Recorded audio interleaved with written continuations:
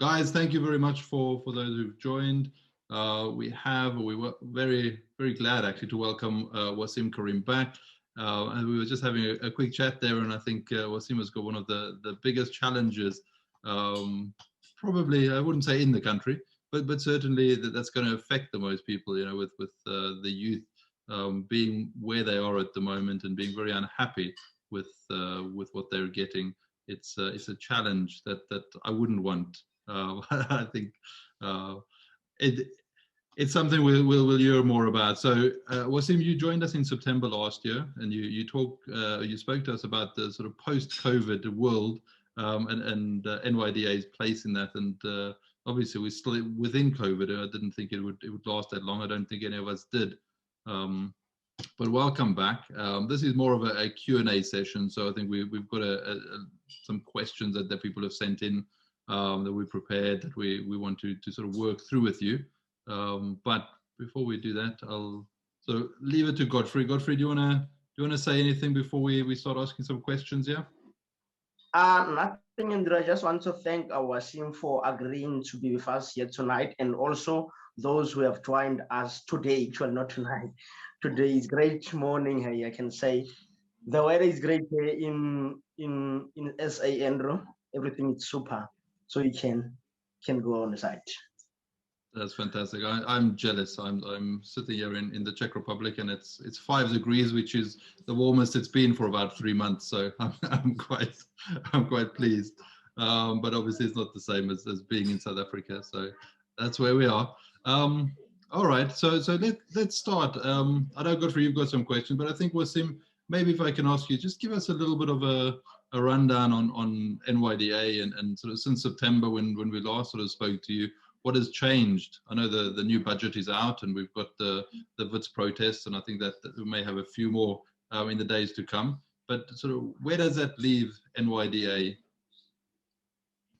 Yeah. Thanks so much, Andrew, and thanks so much, Godfrey, and thanks for the opportunity. I really enjoy these sessions, So I think let's not talk necessarily about NYDA context, but let's talk about country context, right? So around September last year, we started to exit the second wave, the first wave of COVID-19, right? And one would say between September and November was probably the time we had very low amount of infections in South Africa.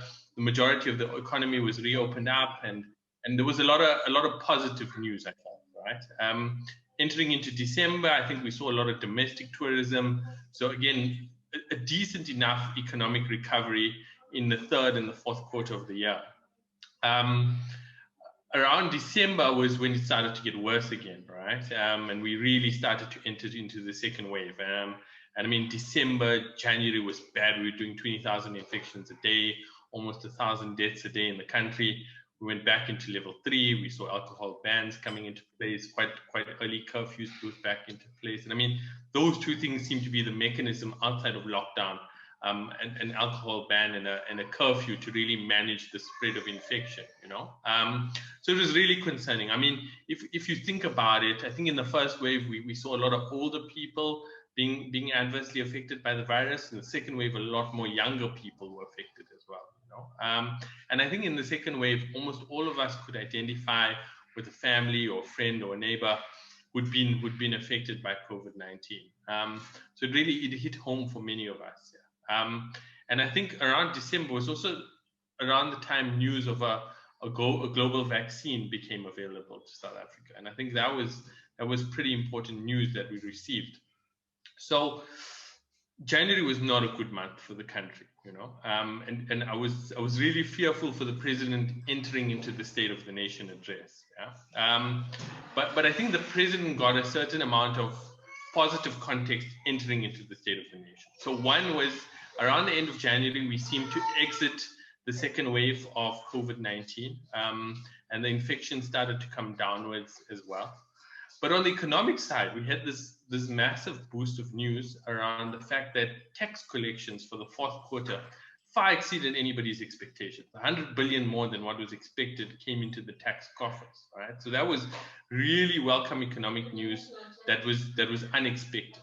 And then I think the last thing was the National Income Dynamics Study, which measures which measures the poverty mainly in South Africa, but also inequality and unemployment, that indicated that of the 2.8 million jobs lost during the lockdown, 2.1 million had bounced back. Yeah? So really positive news coming out of this. I think the heavy issue the president was faced into going into COVID-19 was obviously, in the larger context, a massive shock to the economy overall in COVID, but also the fact that we had purchased what seemed to be expired vaccines or vaccines that could not work for South Africa. And a lot of the fanfare around the first vaccine announcement was misplaced. So I think that was the context for the SONA.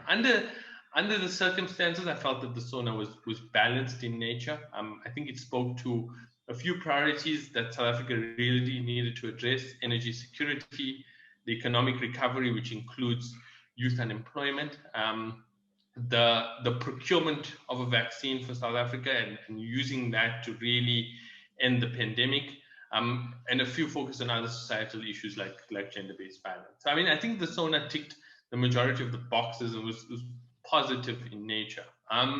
2 weeks later comes the budget. Now, the budget, you must understand, also comes in a very difficult context for the country, because there's been all of this talk in the market about the fact that South Africa has almost a debt crisis, right? We're not in a debt crisis yet, but we may be approaching that, in that we have too much debt in this country, and the interest we pay on that debt is the biggest line item on our expenditure, on our budget. Yeah? And the news coming out of Treasury was the fact that the budget deficit needed to be cut. We need to move into a surplus in the next 3 to 4 years, and that would require some level of austerity or cuts to the budget. Just to tell you how significant those cuts are, the cuts to the South African national budget over the next 3 years, it's the biggest cut in expenditure in history, not democratic history. Yeah? There was talk of tax increases, so I think that tax windfall in the fourth quarter allowed some dissipation of us to push away tax increases. It also allowed us to fund the vaccine completely, and then fund phase 2 of what the president called the employment stimulus. Yeah. So there was some room to maneuver in the budget, but very, very little at that there.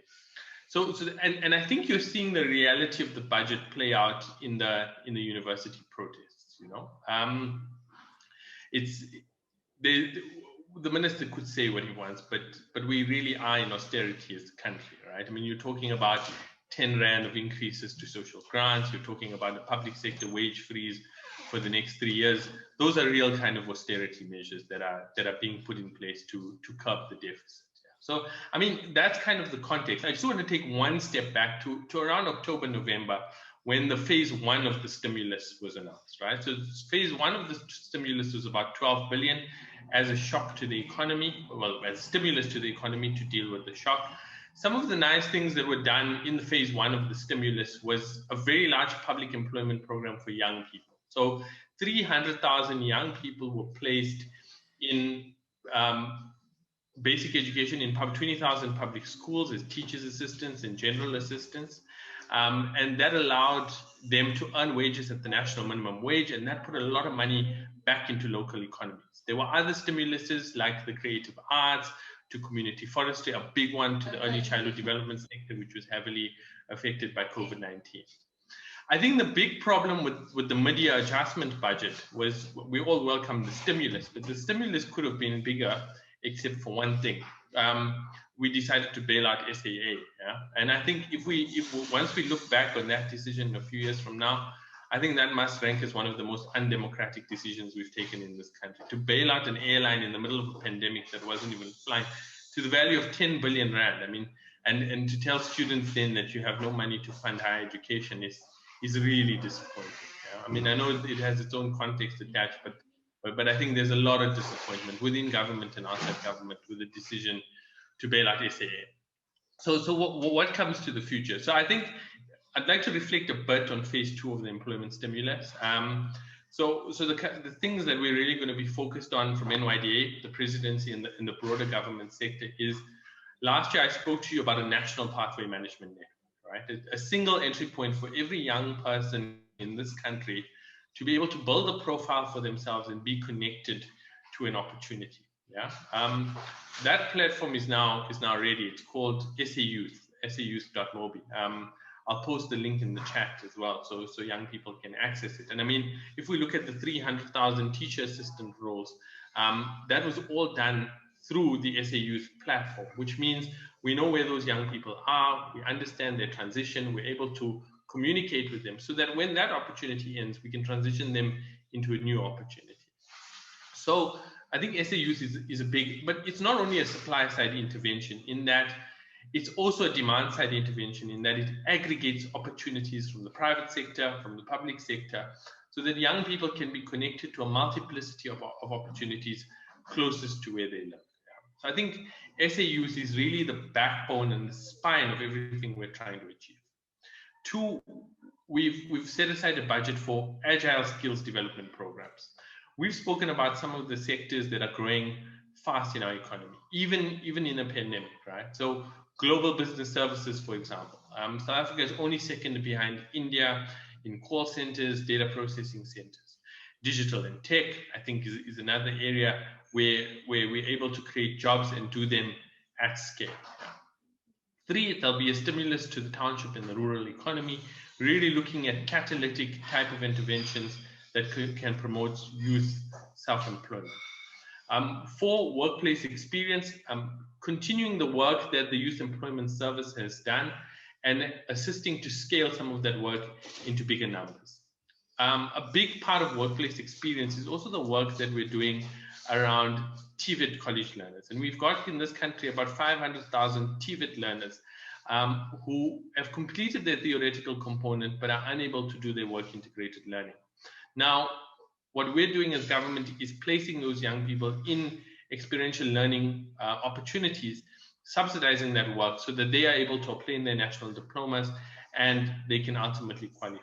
And then the last one, sorry, I know I'm being very long-winded, but the last one is a comprehensive national youth service program, right? What is service, right? And why do we need national service in South Africa here? I mean, I think, is there any better time to do service than in the middle of a pandemic, you know? And service is an opportunity for a young person to offer meaningful service to their community, to learn skills while doing it, and to be able to earn a wage while doing so.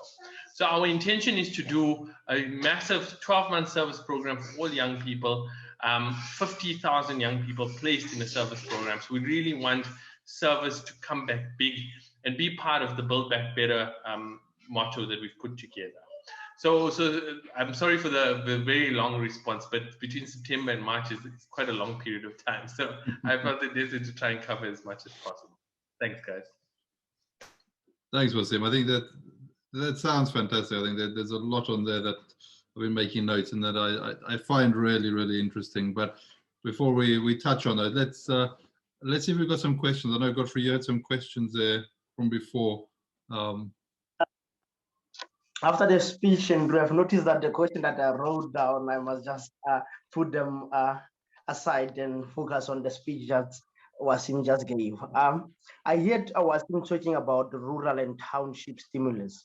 So looking at it, how do they reach these rural areas? Because it's tough for a lot of rural areas. I've been to rural areas around the Northwest, a lot of rural areas. As HBX, we are working with rural dwellers and doing everything with these rural people. It's very, very tough. Some even to access that NYDA is very, very tough. Some even they don't even know. Some even they don't even know what is NYDA. They don't have any clue about NYDA.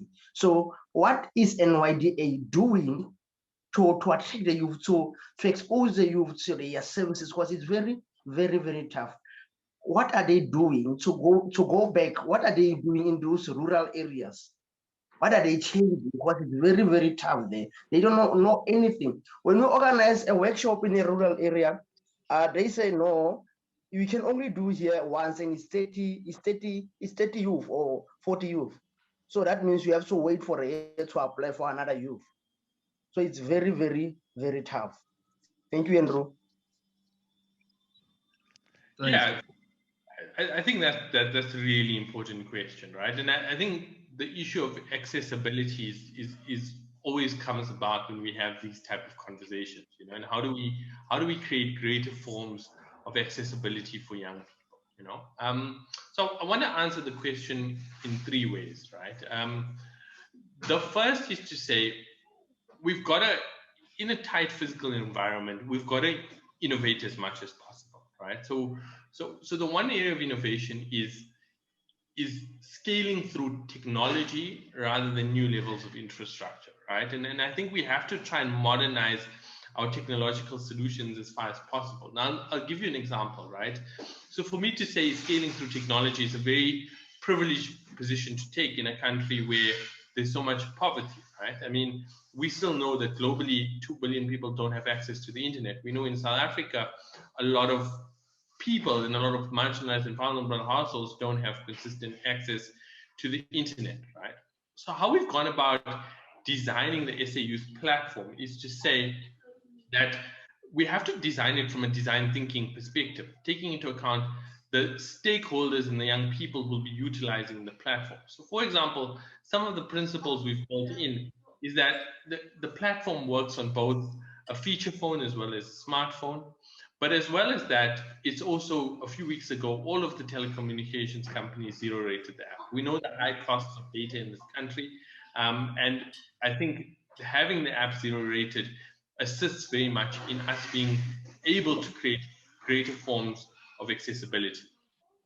Two, I think that where we speak about rural and township economies, we have to connect young people as far as possible to be able to their local, you know, their closest connection community point here.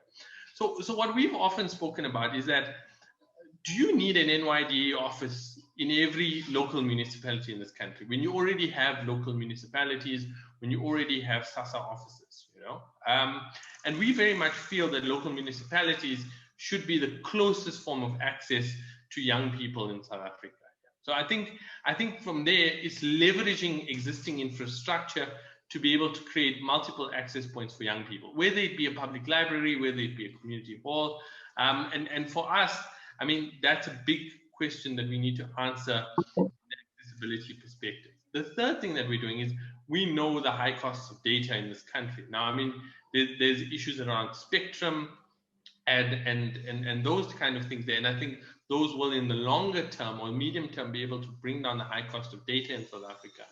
But what we're also doing as part of phase 2 of the stimulus is we're doing a last mile connection to 100,000 marginalized and vulnerable households of low or free data for those households there. And I think unlocking access to information in this country is such a massive opportunity, right? If you think post 1994, we embarked on this massive electrification of the country to connect to what is 96% of people connected to electricity today. We can argue about how consistent that is in the sense of load shedding, but this provides a model and a template for over the next 5 years, connecting a massive amount of the population to the internet. And that alone, that access to information could unlock so much opportunity and so much benefit for the country. Thanks, Godfrey. I think that, sorry, Godfrey, go on. Thank you very much. Thank you very much, Waseem. I think it's great. But now looking at it, I'm still having this thing. Why don't you guys go online or go digital with this course of entrepreneurship development program? Because it's a very serious issues. Many youth want to apply for grants from NYDA or for vouchers from NYDA, but they have to have that entrepreneurship development program. And for instance, we had a meeting with some of the people who've got a partnership with you last time.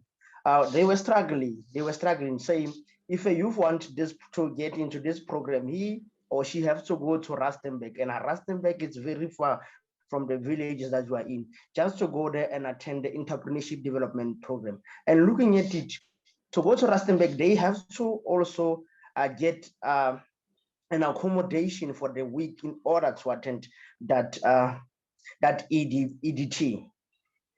So what are you doing? Why don't you guys go online with such program? Because now you've got the platform. Or why don't you work with organizations such as HBS? Because we have been sending a lot of proposals, but no response. So to say, work with us, train people who are around your areas, who are around your rural areas, train them so that they can be able to access the grant that you are taking, that we are busy saying we must apply and do this and do that. So why don't you come up with an innovative way so that a lot of people can access this entrepreneurship development training? Thank you. Yeah, I think that's very fair criticism, and I think we take that on board 100%. And I think this is the reason why platforms like this are important for us to be able to engage on these kind of issues. I think in responding to that question, I'll say that a big part of us was the concern with simply moving online was twofold, right? So one is the value of face-to-face training, especially in the context of something like entrepreneurship, where you want to test resilience, you want to test efficacy. I know we can do some of that online, but the value of face-to-face training is not something, and we very much see kind of a bit of a more hybrid model than just completely online or completely face-to-face. The second element was the fact that the high costs of data in this country, right? And I think that was always one of the biggest concerns for us here. Now, a big element for us was getting SAUs zero rated so that all of the data usage on that platform could be subsidized, and for a while we were subsidizing all of the costs of SAUs here. So we're in the process of loading all of our training courses, but also you don't want too much information. So we're trying to streamline a lot of the information that we place for young people. I'll give you my commitment, Godfrey, that the EDB training by June will be on an e-learning platform available on SAUs at no data cost to young people. Yeah. So, and then I think if those proposals are in the pipeline, feel free to share them with me, because I think we very much see youth development as a public-private partnership. This is not the government just running a program.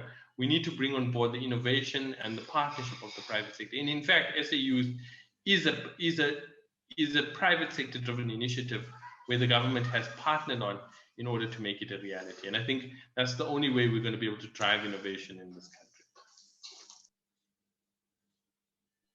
Thank you very much, Waseem. The last question, before I hand it over to Andrew.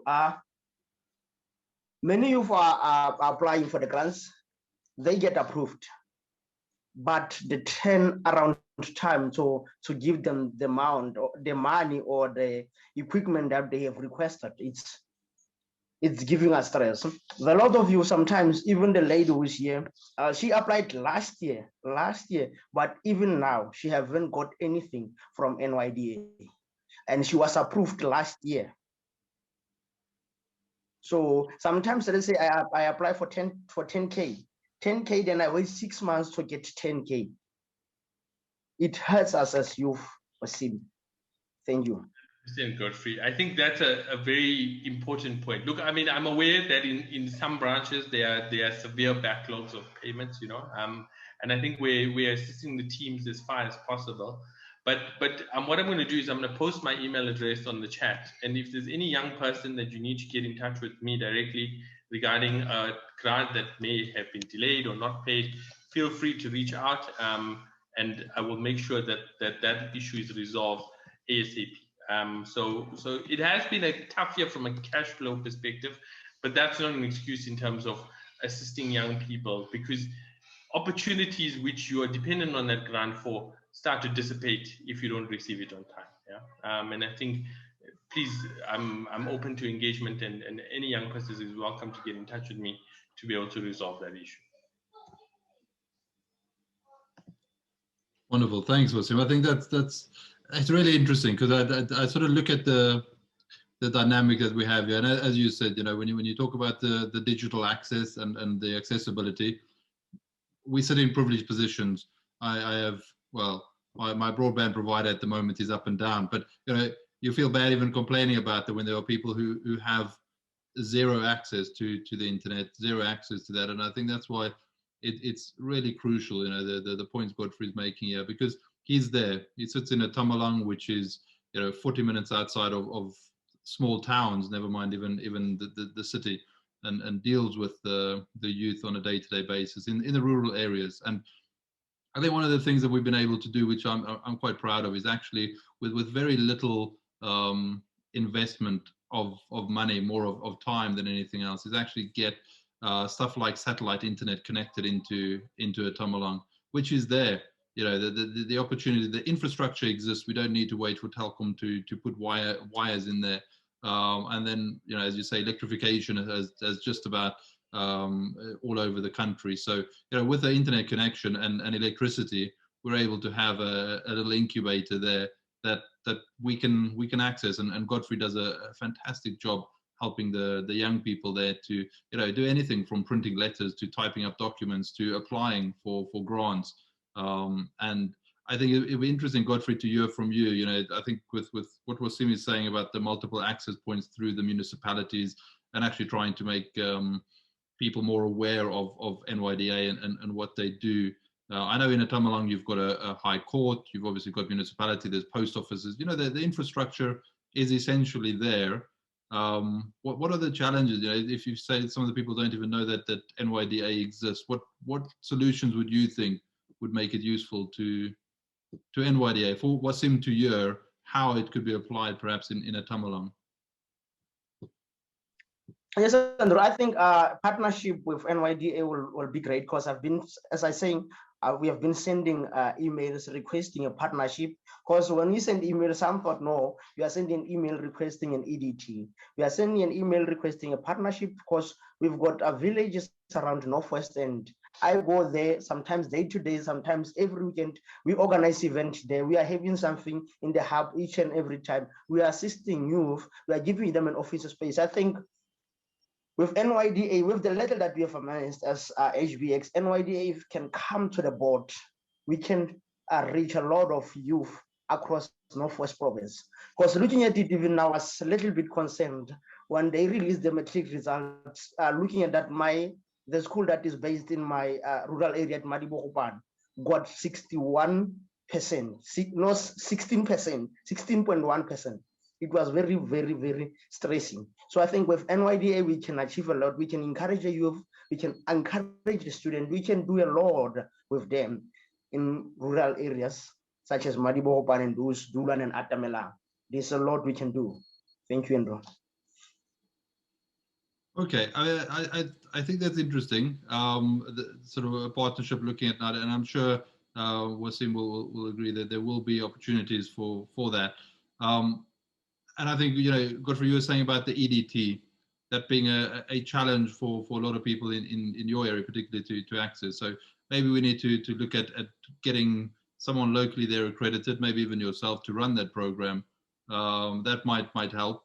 I know we do a lot of online learning as well, so maybe there's aspects of looking at that, Waseem, from a blended learning approach and seeing whether there's something we can do across there. But I think, Godfrey, just in terms of the visibility of NYDA and your ability, you know, as you say, you have to deal with Rustenburg every time you want something from NYDA, and your local municipality probably don't even know how to engage or how to do.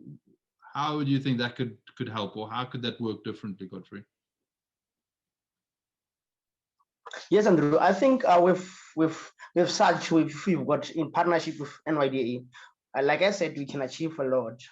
We can make it very visible to the rural areas across Northwest and some part of Northern Cape also, because we are working with different people, with different incubators sometimes to reach those youth. So as I said, it's very tough, but we are trying. So with NYDA, I believe that we can achieve a lot and get the youth rolling with such programs that NYDA is offering.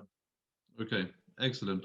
Thank you, Godfrey. Waseem, sorry, I'll come back to you right in a moment. I just want to let you know we've got about 2.5 minutes left and we'll be cut off. So we'll leave you, Waseem, to do the final sort of responses there.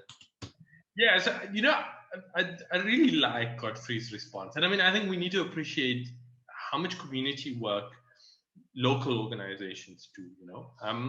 So what I want to commit to it, I'm happy to do this with any community organization, is two things, right? One or three things. One, we're running a National Youth Service Challenge at the moment, right? As a preparation for a bigger youth service program. And we're asking young organizations to come forward and say, well, you've picked up an issue in your community. What do you think you can do to solve that? And we're giving a once-off grant to those organizations to bring young people together to solve a community issue. Yeah? So that's the one aspect. Two, I'd like to engage Godfrey and the young people around them and see how we can potentially look at scale through technology. Assist those young people with registering on SA Youth, understanding their transitions, and placing them and giving them access to learning and earning opportunities. And three, giving organizations that are in the local community ability to participate in what will look like a greater youth service program in the coming future. And when I say coming future, I mean very shortly in South Africa. Yeah. And helping, because I really do see this as a collaboration. You know what I mean? Government is not going to address this crisis on its own. And I'm happy for anybody on this Facebook Live or anyone else to reach out to me and engage with us and see how we can build those kind of partnerships, you know, using these tools that already exist, you know, and using funding that already exists to leverage greater benefit for communities and to leverage benefit for young people. So I think, Andrew, I'll leave it at that. Perfect, Waseem. Thank you very, very much. I think there's a challenge thrown down for us, Godfrey, as well, to connect in with Waseem, and I think there's things we can do here. I think if we look at that youth challenge, I love the idea of that. I think that's probably one of the nicest thing. I think national service from a community point of view rather than an army point of view is something that I think we should probably have done a long time ago. So I like that. Waseem, thank you very, very much for your time. Godfrey, thank you for organizing.